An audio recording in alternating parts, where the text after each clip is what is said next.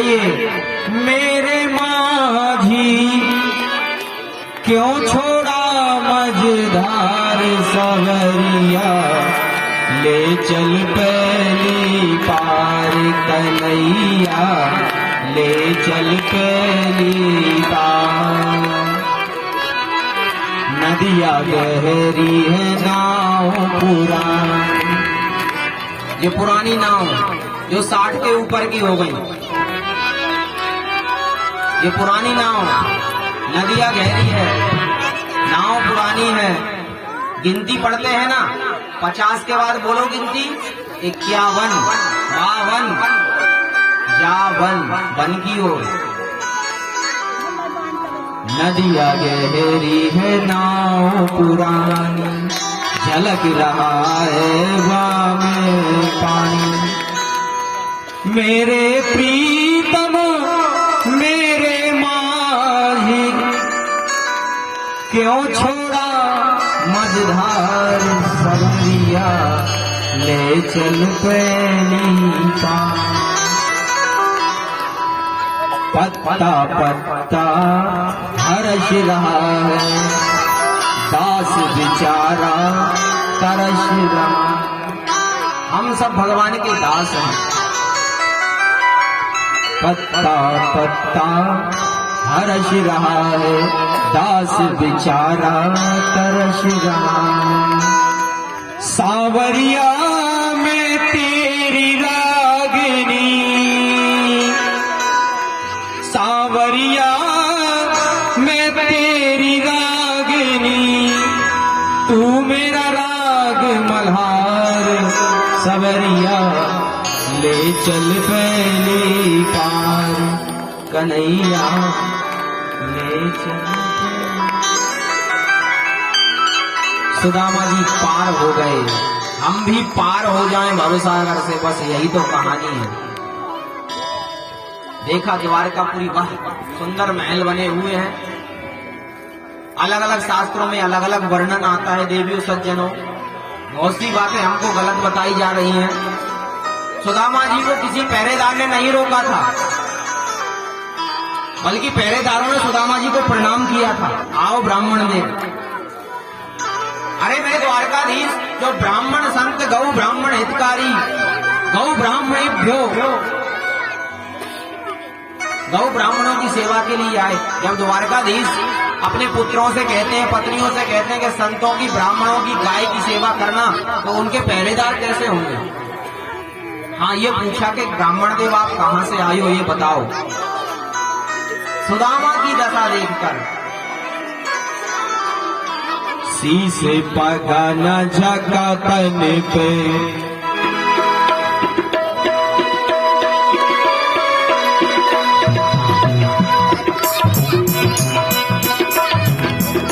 शीशे पगा न झका तन पे, प्रभु जाने को आई बसों के ही जामा।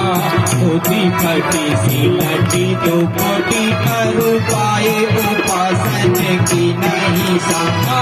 धोती फटी सी लटी दो कोटी कर पाए, उपासन की नहीं समा। धोती फटी है, शीश पगा ना जगा, पैरों में विवाहियां। प्रभु कोई ब्राह्मण कैसा है? द्वारे खड़ो दूजी ध्रुवल एक,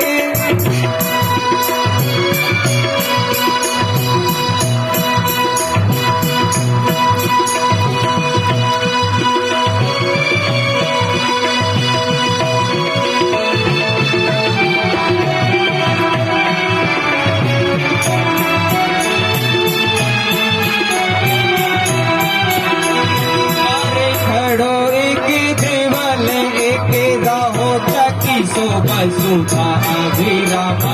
पूछत दीन दयाल को धाम, बतावत आपे नो नाम सुदामा। पूछत दीन दयाल को धाम, बतावत आपे नो नाम सुदामा। नाम सुदामा बता रहा है। पूछत दीन दयाल को धाम, बतावत आपनो नाम सुदामा। जैसे ही सुदामा बताया, द्वारपाल अंदर जाने लगे। कन्हैया से जाके द्वारपालों ने कहा, कोई सुदामा नाम के ब्राह्मण आए हैं। बोले कैसे हैं? जैसे ही सुदामा सुना, मेरे गोविंद अपने सिंहासन से उठे और दौड़े, सुदामा मेरा मित्र आ गया, मेरा मित्र आ गया। कन्हैया दौड़े, पीताम्बरी कहीं गिर गई। सभी जो उनके द्वारपाल हैं वो सभी चकित रह गए, द्वारिकाधीश को क्या हो गया, कहां धाए चले जा रहे हैं। तो सुनते ही दौड़े चले आए मोहन। कैसे दौड़े मेरे कन्हैया? सुनते ही दौड़े चले आए मोहन, लगाया गले से सुदामा को मोहन। आया गले से सुदामा को मोहन, सुनते ही दौड़े चले आए मोहन, लगाया गले से सुदामा को मोहन, लगाया गले से सुदामा को मोहन। हुआ रुक्मणी को बहुत ही अचंभा, हुआ रुक्मणी को बहुत ही अचंभा। ये मेहमान कैसा अजीब गया है, ये मेहमान कैसा अजीब गया है।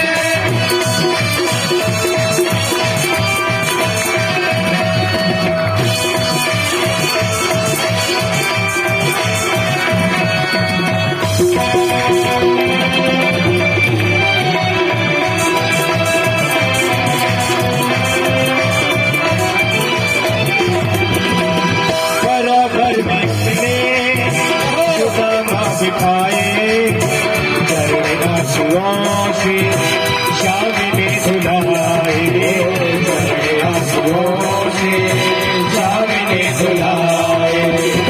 बराबर में अपने सुदामा बैठाए, चरण आंसुओं से श्याम ने धुलाए।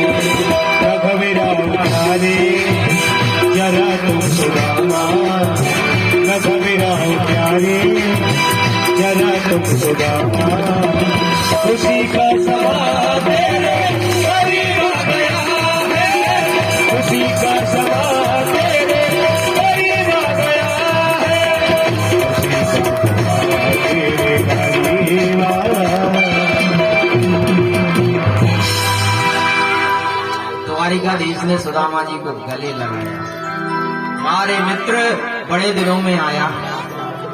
अंदर ले गए, जिस सिंहासन पर द्वारिकाधीश विराजमान होते थे उस पर विराजमान किया।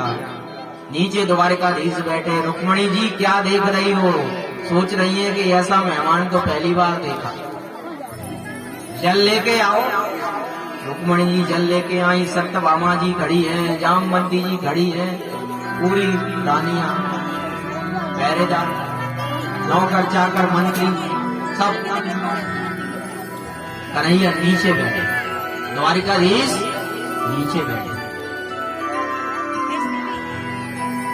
जब तक रुक्मणी जी जल लाती तब तक मेरे कन्हैया ने सुदामा के चरणों पे हाथ फेरा तो देखते हैं नीचे एड़ियों में कितनी बेवाई फटी हुई है, कांटे लगे हुए हैं। मेरे द्वारकाधीश सुदामा के कांटे निकाल रहे हैं। वाह, ये संसार के कांटे, हे मेरे गोविंद, हम सब के मन में जो कांटे लगे हुए हैं आप निकाल दो।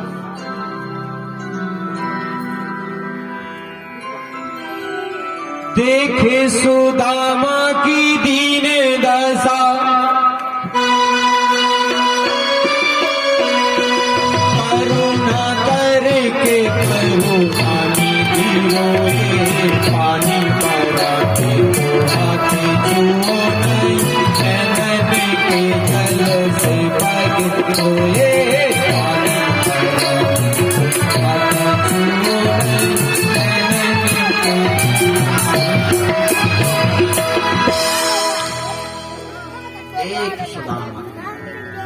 करुणा करुणानिधि हो, पानी परात को हाथ छुए, नयन के जल से पग धोए।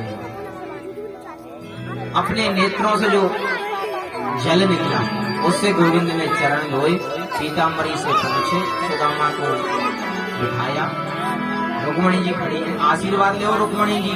रुक्मणी जी कहती हैं प्रणाम। सुदामा जी कहते हैं पुत्रवती भव, पति प्रिया भव, सौभाग्यवती भव। दूसरी आ गई। सुदामा जी ने कहा क्यों भैया, ये और कौन है? भाई जी अपनी सब रानियां हैं, पूरे गांव की ले आओ का कहीं? नहीं कहीं अपनी सब रानियां ही हैं। कहीं भैया मैं ऐसे आशीर्वाद दूंगा तो कोई शाम हो जाएगी, सबको इकट्ठो खड़ो कर ले। सुदामा जी ने सबको एक साथ आशीर्वाद दिया, पुत्रवती भव, पति प्रिया भव, सौभाग्यवती भव। वाह। कन्हैया कह रहे हैं अब आप बताओ भाभी जी कैसी है, सुशीला भाभी? सुदामा जी शर्मा रहे हैं, भैया अपनी कछी मत पूछो, कहीं अपन तो विवाह करवो ही ना चाह रहे थे, लेकिन घर वाले नहीं माने, तो सुशीला नाम की कन्या से विवाह करवा दो। बेचारे मोड़ा मोड़ी हैं, दुबले पतले फिर रहे हैं। तो बोले हमें काहे नहीं बुलाओ शादी में? सुदामा जी कह रहे हैं जय हो तेरी, तूने 108 विवाह कर लिए, 16,108। तूने मेरे को कब निमंत्रण भेजा? मैंने एक कर ला उसको मेरे को डांट रहा है। कन्हैया कहते हैं तो भाभी जी ने कुछ खाने को दिया कि नहीं दिया? सुदामा जी अपनी कमर दबा ली, बगल में। कन्हैया ने देखा इसमें ही कुछ राज है। देखो अर्पण कर दोगे तो भगवान कुछ नहीं कहेंगे, और तुमने दबावे का प्रयास किया तो भगवान छीन लेंगे। भगवान ने छीना, वाह, एक मुट्ठी तंदुल 7-8 प्रकार के अलग अलग सुशीला जी घर घर से लेके आई। भगवान ने भोग लगाया, वाह सुदामा जी खुश रहो। दूसरा भोग पाया, सारा सुख वैभव आपको दिया। और तीसरा मुट्ठी गोविंद भोग लगाने वाले थे, रुक्मणी जी ने इशारा कर दिया रुक जाओ। बोले हमको भी तो कुछ बचने दो, पूरा त्रिलोकी दे दोगे तो फिर क्या होगा? द्वारिकाधीश ने इशारा किया, रुक्मणी जी भूल गई क्या? जो चिट्ठी लेके आया था वो भी तो ब्राह्मण था, और ब्राह्मण को देने से रोक रही हो। रुक्मणी जी ने कहा जैसा आप जानो सरकार वैसा करो। बढ़िया भोग बनाए, सुदामा जी ने भोग पाए, बढ़िया वस्त्र धारण किए, द्वारिकापुरी में निवास किया। भगवान परम पवित्र लीला। सुदामा जी कहते हैं 6 महीने तक वहां रहे। फिर जब वापस आए तो जितना समय जाने में लगा था उतना ही आने में लगा। लौट के आए, गोविंद से कुछ नहीं मांगा सुदामा ने, कोई फालतू बातचीत हुई ही नहीं। सुखदेव जी कहते हैं ना दुख ना तकलीफ। अरे भगवान के पास जाओ तो क्या मांगो? संसार के लोग जाएंगे, आप कितना मांग सकते हो? ज्यादा से ज्यादा मकान, जमीन, जायदाद, बेटा बेटी। परंतु कभी भगवान से जाके ये पूछ लो कि भगवान आप कैसे हो? एक हमारे जजमान है, राधे राधे कहो। जब वो हमारे पैर पड़ते हैं ना तो हमसे कहते हैं महाराज खुश रहो। हम उनसे बहुत खुश रहते हैं। मैंने कहा पहला जजमान ऐसा मिला जो हमसे कहते हैं कि महाराज खुश रहो, नहीं तो सबसे हमको कहना पड़ता है कि जजमान खुश रहो। तो भगवान देखो, हम सब जाते हैं भगवान के सामने रोने, अपने दुख तकलीफ रोने, और भगवान से ज्यादा तकलीफ किसको हुई आप बताओ? जो जेल में रहा, एक दिन का ही नहीं हुआ, दूसरे घर चला गया, दूसरी माँ ने पाला पोसा, 7 दिन में पूतना आ गई, बकासुर आ गया, अकासुर आ गया, यानी कितने कितने राक्षस आए, माखन खाते फिरे, गईए चराते फिरे हैं। कितना भगवान ने वेदनाएं झेली। तो भगवान के सामने जब जाओ, संसार की बातें ना करो, बस इतना कहो कि गोविंद जो आपकी इच्छा हो सो करो। बस आपके चरणों में मन लगा रहा। भगवान सुदामा की सारी बातें समझ गए। भगवान अंतर्यामी है, अरे तू क्या जाने। भगवान अंतर्घट में बैठे हुए हैं। उनको पता है किसको क्या देना है।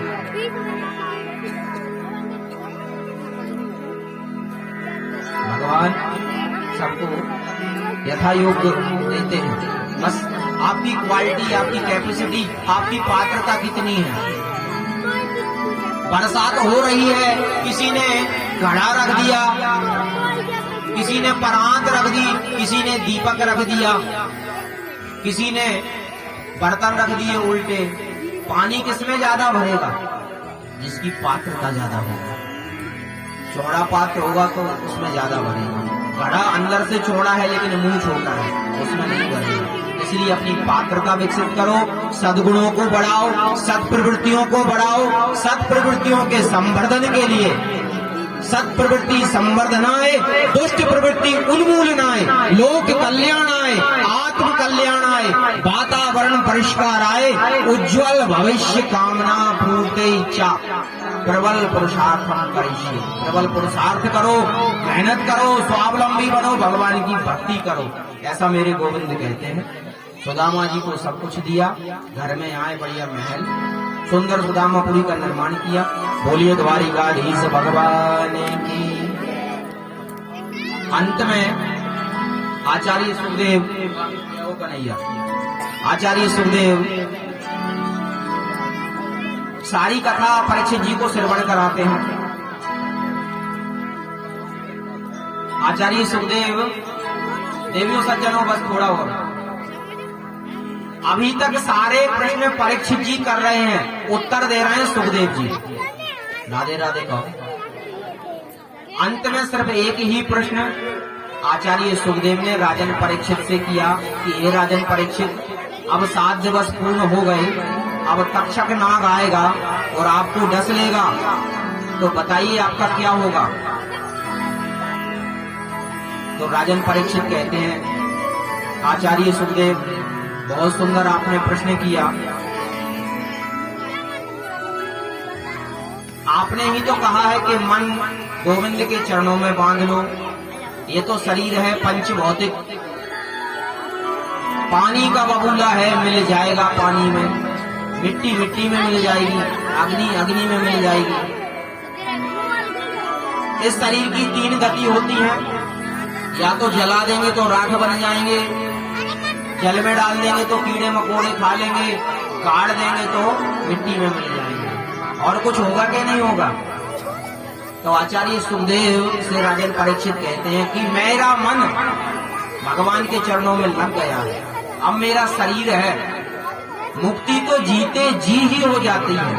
मेरा शरीर बचा है, शरीर को चाहे तक्षक डस ले, चाहे भस्म कर दे, कुछ भी हो, मेरे को कोई दर्द नहीं होगा, कोई तकलीफ नहीं होगी। वाह! आचार्य सुखदेव प्रसन्न हुए। राजन परीक्षित, आप सार तत्व समझ गए।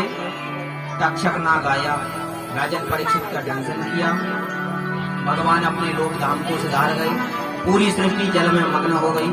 बोले वृंदावन बिहारी लाल की जय। अब कमर सीधी करके बैठे, एक श्लोक मेरे साथ सभी बोलेंगे। जिन जिन को कष्ट है, जिन जिन को परेशानी है, कलयुग में केवल भगवान का नाम संकीर्तन करते रहे, यही सब कुछ है। सतयुग में जो फल यज्ञ करने से मिलता था, द्वापर में जो फल दान करने से मिलता था, त्रेता में समाधि लगाने से मिलता, कलयुग में वही फल भगवान का नाम संकीर्तन से मिलता है। और ये भागवत कोई पोथी नहीं है, ये कोई किताब नहीं है, ये साक्षात भगवान श्री कृष्ण का वांग्मय स्वरूप है। क्षेत्राणाम चैव सर्वेषां यथा काशी हनुत्तमा तथा पुराणवृतानां श्रीमद्भागवतं दुजा निगमानां यथा देव नामुच्यतो तथा वैष्णवानां यथा शम्भो पुराणानामिदं तथा। बहनों भाइयों, जैसे नदियों में गंगा श्रेष्ठ है, देवताओं में भगवान श्री कृष्ण श्रेष्ठ है, वैष्णवों में भोलेनाथ शंकर श्रेष्ठ है, वैसे ही पुराणों में श्रीमद् भागवत कथा श्रेष्ठ है। क्षेत्रों में जैसे काशी श्रेष्ठ है, पुराणों में भागवत सर्वोत्तम है, इस भागवत रूपी कथा के सार को अपने हृदय में धारण करें। एक बार मेरे साथ श्लोक बोलिए, कमर सीधी करके बोलिए। कृष्णाय वासुदेवाय हरये परमात्मने प्रणत क्लेश नाशाय गोविंदाय नमो नमः। कृष्णाय वासुदेवाय हरये परमात्मने प्रणत कलेश नाशाय गोविंदाय नमो नमः। ये सर्व बाधा निवारण मंत्र है भागवत जी का।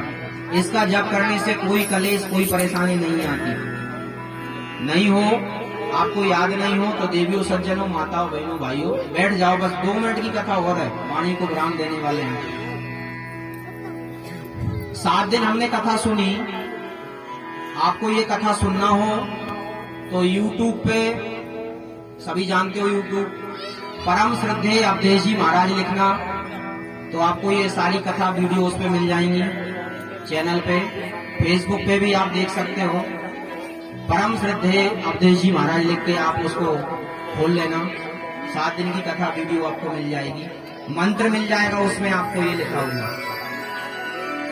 उस मंत्र को पढ़ना, अपने जीवन को सफल बनाना। अपना छोटा बेटा समझ के, माताओं, बहनों, देवियों, अपना छोटा बेटा समझ के, अपना भाई समझ के, आचार्य जी अपना शिष्य समझ के, महंत जी महाराज, हमारे सभी नर नारी विराजमान हैं, हमारे आदरणीय चतुर्वेदी सर चंदेरी से, जो यहाँ पर बढ़िया भौतिक विज्ञान की आपको शिक्षा देते हैं, और सभी हमारे परीक्षित जी जिन्होंने 7 दिन सेवा पूजन की। सबसे बड़े सौभाग्यशाली आदरणीय हमारे आचार्य जी महाराज के लिए जोरदार तालियां बजा दो एक बार। बहुत मेहनत कर रहे हैं। 12 साल से इन्होंने चरण पादुका धारण नहीं की, जूते चप्पल नहीं पहने। भोलेनाथ की कृपा है, बालाजी सरकार की कृपा है। आपको कोई समस्या हो तो आचार्य जी से मिल लेना, आपके सारे कष्ट, उनका समाधान वो आपको बता देंगे। आज आदरणीय दिनेश कृष्ण जी महाराज, कांकर वाले पंडित जी यही रहते हैं। भाई, हम अपने घर के, अपने गांव के व्यक्तियों को नहीं समझ पाते, हम बाहर ढूंढते हैं। जैसे कस्तूरी तो हिरण के नाभि में है ना, हिरण वन में ढूंढता है। तो आप महाराज जी से मिलना। मैं भी आपका छोटा भाई हूँ, बेटा हूँ, और मेरे बारे में मैं क्या बताऊँ। आदरणीय भाई साहब 2 शब्दों में आपको परिचय कराएंगे।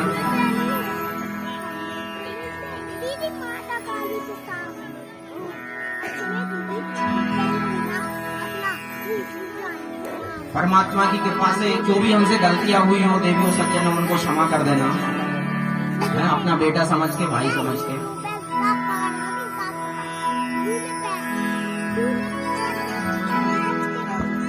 श्री राधे महाराज जी